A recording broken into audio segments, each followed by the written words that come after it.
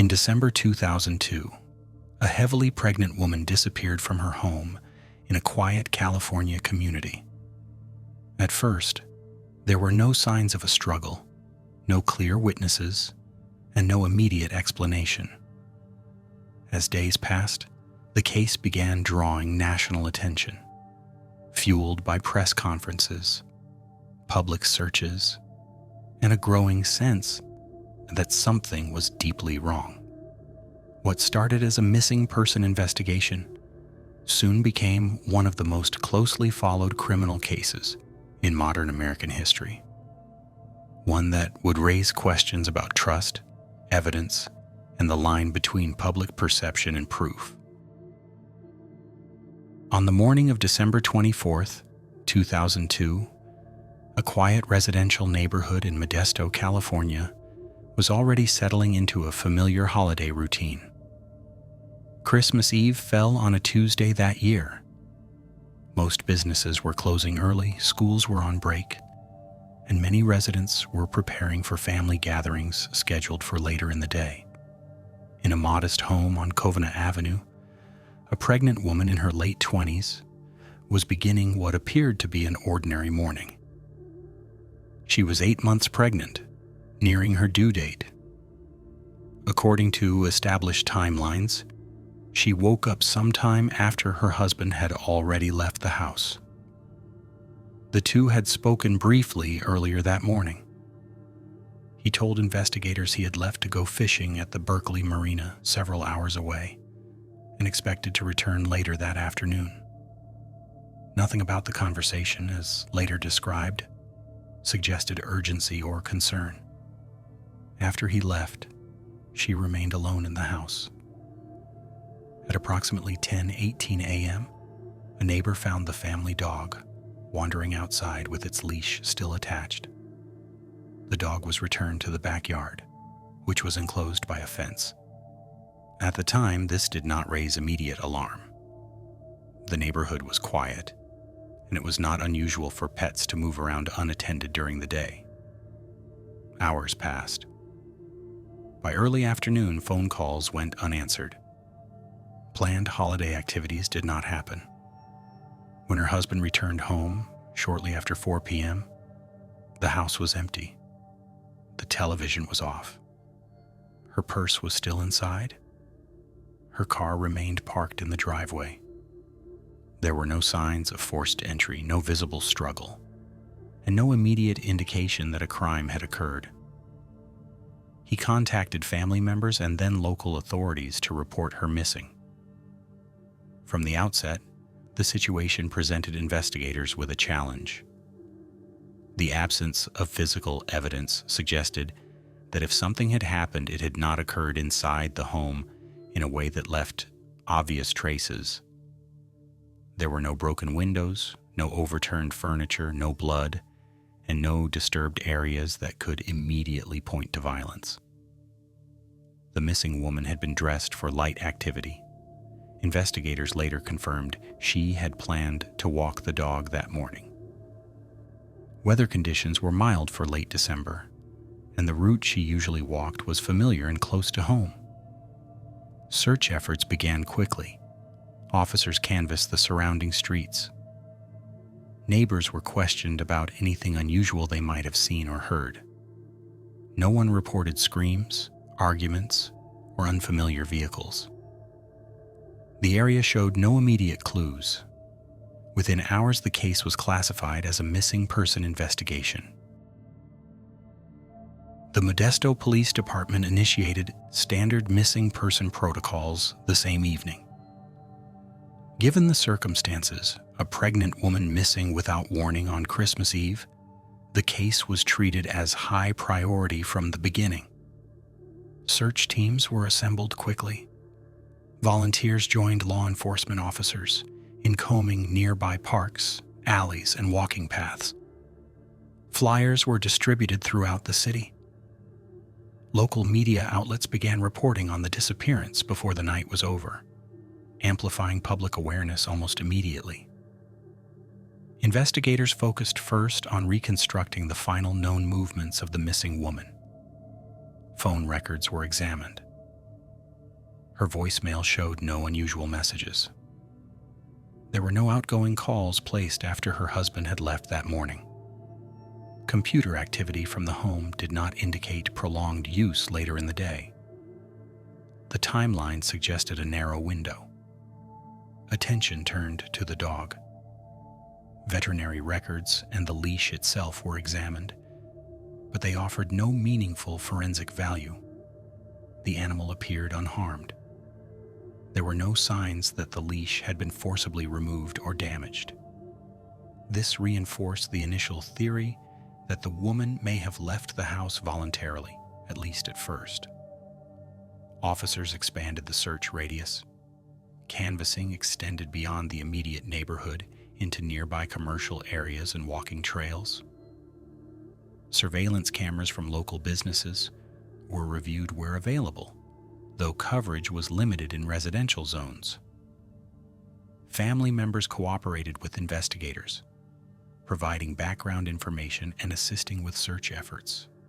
Friends described the missing woman as reliable, family-oriented, and excited about her pregnancy. There was no indication that she had expressed fear, distress, or plans to leave voluntarily. As the first night passed, public concern grew. Candlelight vigils were organized within days. Media coverage intensified, with national outlets beginning to take interest. The case quickly moved beyond a local disappearance. At this stage, law enforcement maintained a cautious approach. Official statements emphasized that there was no confirmed evidence of foul play. Investigators avoided speculation and focused on gathering verifiable information. Tips poured in, ranging from reported sightings to unconfirmed rumors. Each lead had to be evaluated, documented, and either pursued or ruled out. Despite the increasing attention, progress was limited. By the end of the first week, no confirmed sightings had been established. No credible witnesses placed the missing woman outside the immediate area after the morning hours. Searches yielded no physical evidence pointing to her location. The investigation remained open-ended. What initially appeared to be a straightforward missing person case was becoming something more complex. The lack of evidence, combined with the intense public focus, created pressure on investigators to find answers quickly, but the facts refused to align easily. As days passed, law enforcement began to reassess assumptions made during the earliest hours of the investigation. The question was no longer only where she had gone, but whether the circumstances of her disappearance had been misunderstood from the very beginning. Within days of the disappearance, the case moved beyond the boundaries of Modesto. What initially appeared to be a local missing person investigation quickly attracted national attention. News outlets across the United States began reporting on the case, drawn by a combination of factors that made it unusually compelling. The timing on Christmas Eve, the advanced stage of pregnancy, and the absence of any clear explanation. Television crews arrived in the neighborhood, setting up cameras near the family home. Reporters sought interviews with neighbors, relatives, and law enforcement officials. Daily updates became routine, even though confirmed developments remained limited. The story was now unfolding in real time for a national audience.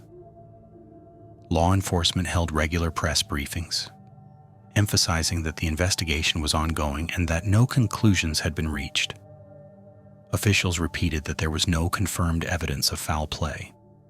These statements were measured and cautious, but public interpretation often moved faster than the facts. Search efforts expanded significantly. Volunteers from surrounding communities joined organized search parties. Parks, walking trails, open fields, and riverbanks were systematically examined. Flyers bearing the missing woman's photograph were distributed throughout the city and neighboring areas. Businesses posted them in windows. Residents shared them online and through local networks.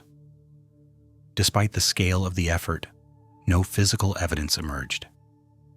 At the same time, the media presence intensified. Cable news networks began airing segments multiple times per day. Analysts discussed the case alongside other high-profile disappearances. Each new detail, no matter how small, became a topic of discussion. Public interest grew rapidly, and with it came speculation.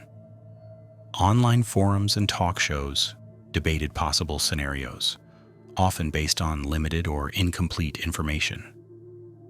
Law enforcement officials repeatedly warned against drawing conclusions based on behavior or appearances alone, stressing that investigations depend on verifiable evidence rather than perception.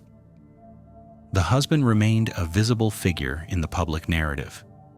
He participated in interviews and made public statements expressing concern and hope for his wife's return. His actions were closely scrutinized. Tone, body language, and word choice became subjects of analysis far beyond their actual evidentiary value. This dynamic placed investigators in a difficult position. While public attention can generate tips and awareness, it can also complicate an investigation by introducing pressure, misinformation, and heightened expectations. Detectives continued working behind the scenes, aware that every development or lack of development here would be interpreted by a nationwide audience. As the days passed with no confirmed sightings or physical evidence, the focus of the investigation began to shift. As detectives revisited the established timeline, they began identifying details that required closer examination. Individually, these details did not constitute evidence of a crime. Collectively, however, they prompted investigators to question some of the early assumptions made during the first hours of the case. The morning timeline became a primary focus. Investigators reviewed statements, phone records, and reported movements, looking for consistency. Travel times were recalculated. Locations were cross-referenced with known data points. Some elements could not be independently confirmed. Particular attention was paid to the period after the husband left the house. With no verified sightings placing the missing woman beyond the immediate neighborhood, detectives re-examined the assumption that she had gone for a routine walk. The usual walking route was mapped again. Nearby streets and intersections were revisited. Residents along those routes were re-interviewed. No one could definitively place her outside the home after that morning. Investigators also considered alternative possibilities. The absence of signs of forced entry or struggle inside the house suggested that if a crime had occurred, it may not have taken place there. This raised questions about where and when the situation could have escalated. At the same time, law enforcement began broadening the scope of the investigation beyond the immediate search. Financial records were reviewed. Phone activity was analyzed. Travel plans and recent purchases were examined for relevance. Each piece of information was assessed carefully, without assumptions. Media narratives continued to evolve. Coverage increasingly focused on perceived inconsistencies and unanswered questions.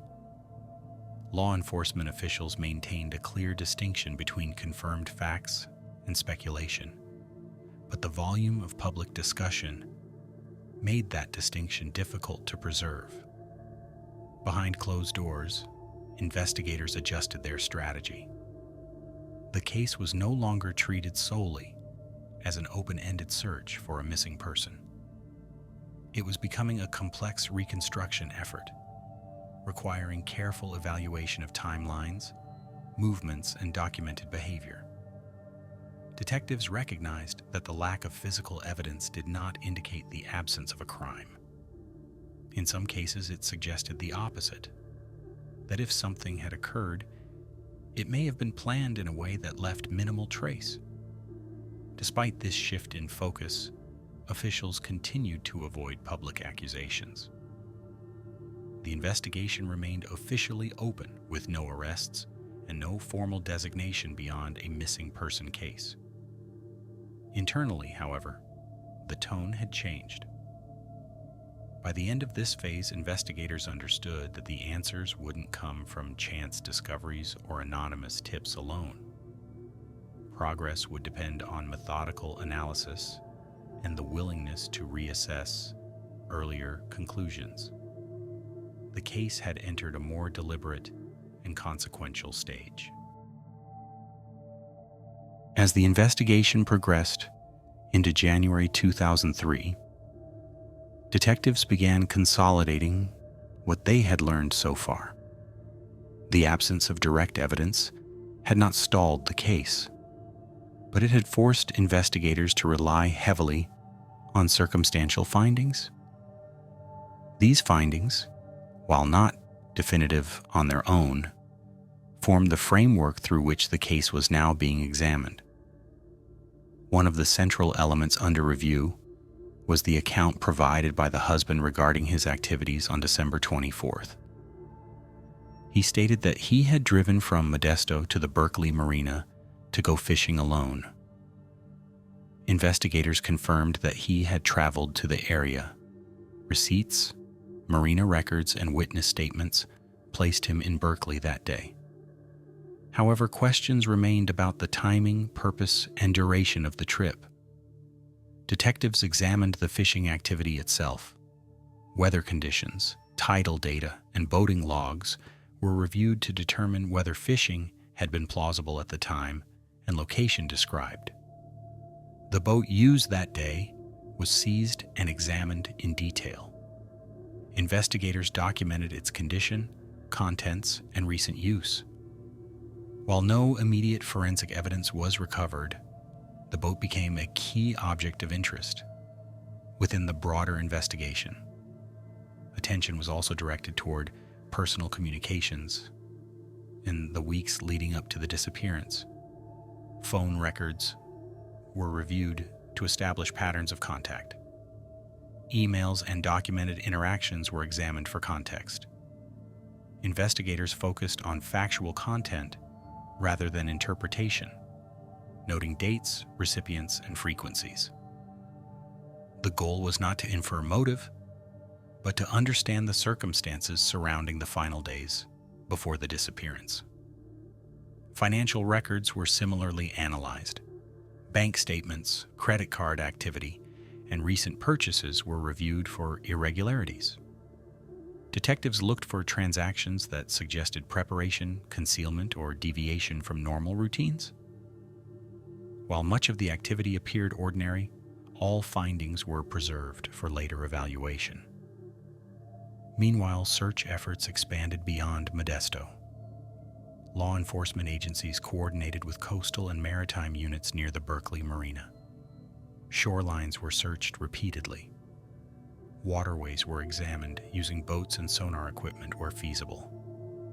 These efforts were conducted systematically, acknowledging the environmental challenges involved. Public interest remained intense. Tips continued to arrive from across the country.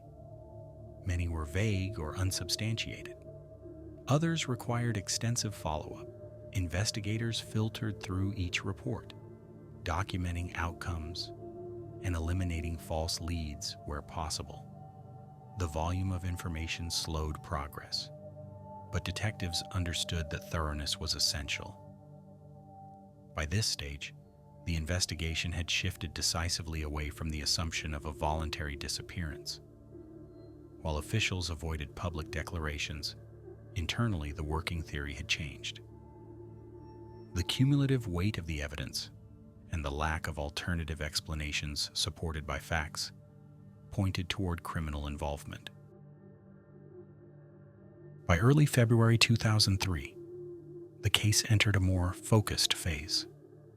Investigators narrowed their scope, concentrating on corroborated timelines and documented movements. The emphasis shifted from searching broadly to reconstructing events with greater precision. Surveillance measures were implemented.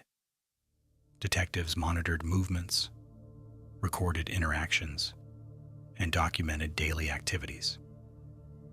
These efforts were conducted discreetly and in accordance with legal standards. The objective was to gather objective data rather than rely on interpretation or assumption. Investigators revisited earlier interviews, comparing initial statements with later accounts. Differences were noted carefully. Detectives understood that inconsistencies can arise naturally over time, particularly under stress. Each variation was evaluated in context, without assigning meaning prematurely. Coordination with prosecutors increased during this period. Although no charges had been filed, legal consultation ensured that investigative steps met evidentiary requirements. Detectives were mindful that any future case would depend on documented facts, not speculation or public pressure. Media coverage continued to escalate. National outlets reported developments daily, often framing the case as a test of investigative resolve. Public opinion became increasingly polarized. Law enforcement officials maintained a consistent message, emphasizing that the investigation was ongoing and that conclusions would be based on evidence alone. Search operations near the Berkeley Marina resumed periodically. Conditions varied and the environment presented ongoing challenges. Despite repeated efforts, no definitive physical evidence was recovered during this phase. Investigators documented each search, noting areas covered and methods used. Behind the scenes, detectives began organizing the case file with a prosecutorial mindset. Evidence was cataloged. Timelines were refined.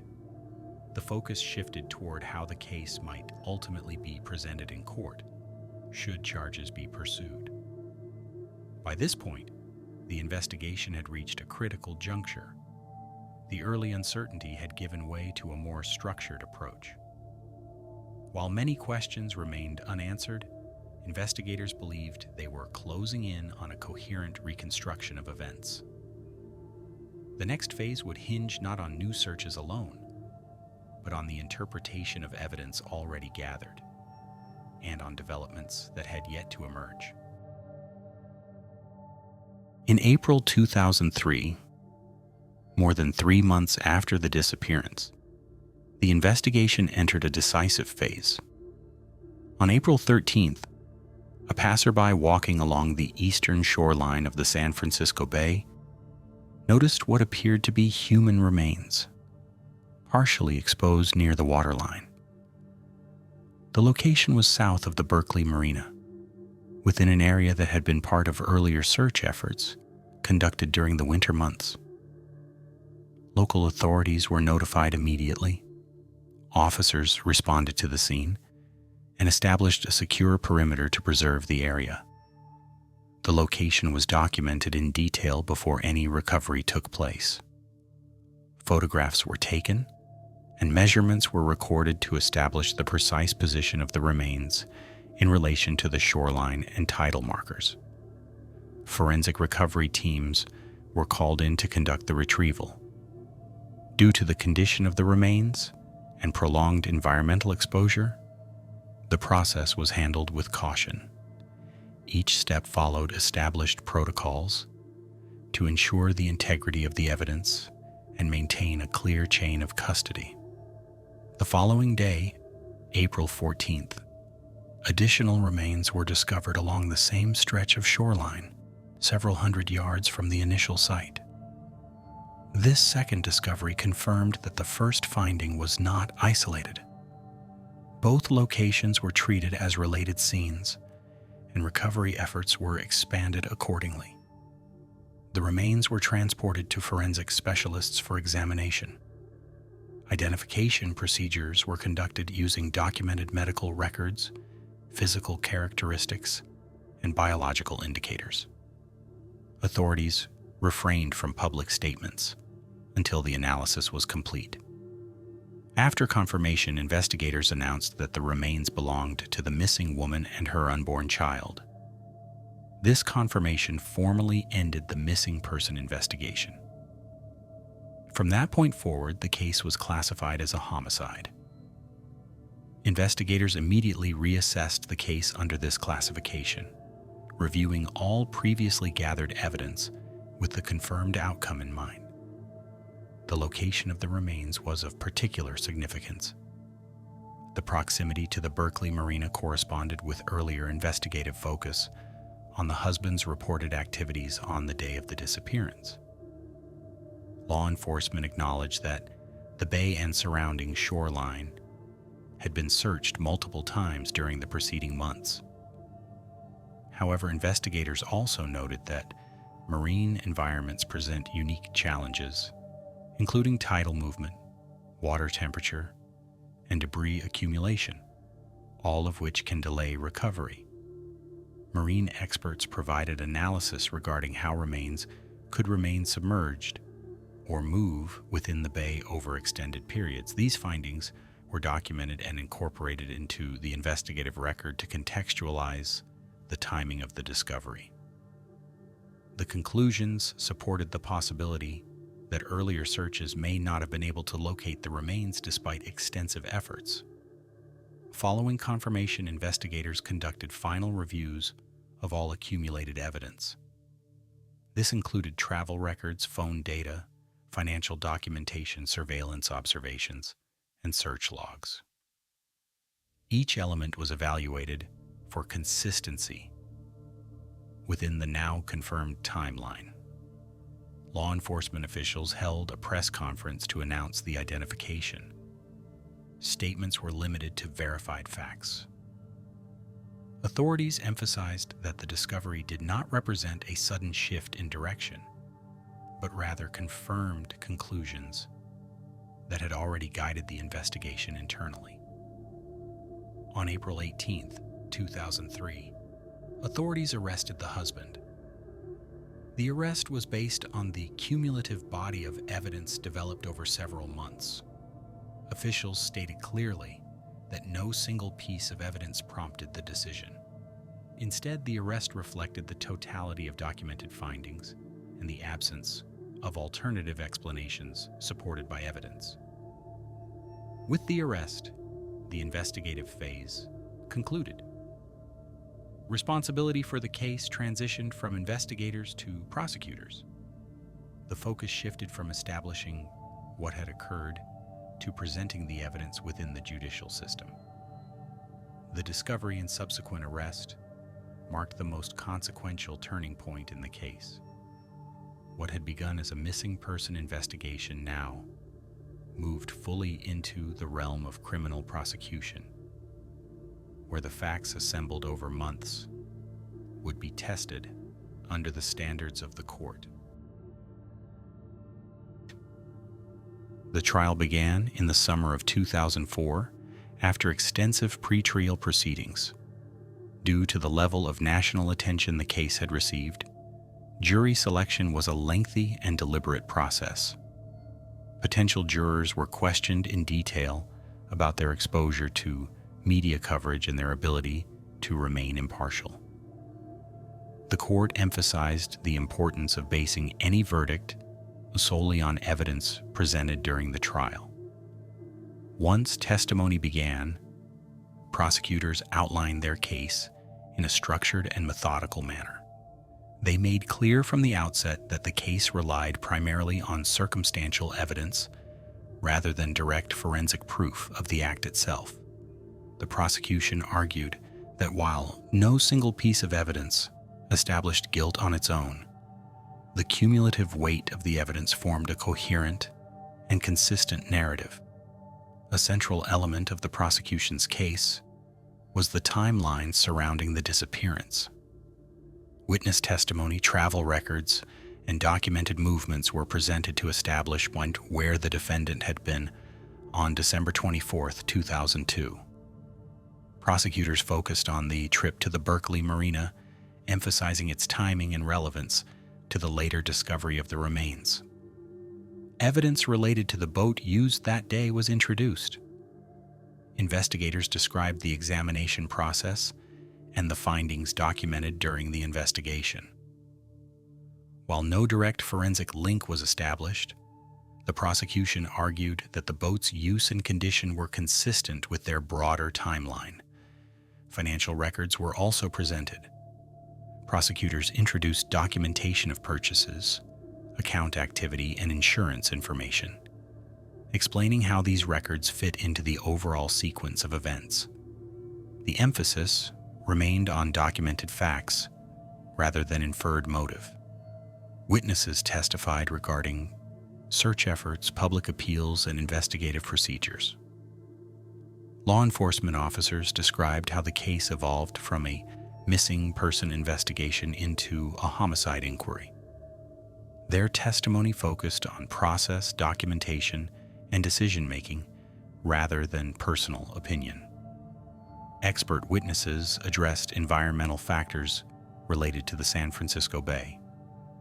They explained how tides, currents, and water conditions could affect the movement and recovery of remains. This testimony was presented to contextualize the timing and location of the discovery in April 2003. The defense challenged the prosecution's case by highlighting the absence of direct evidence.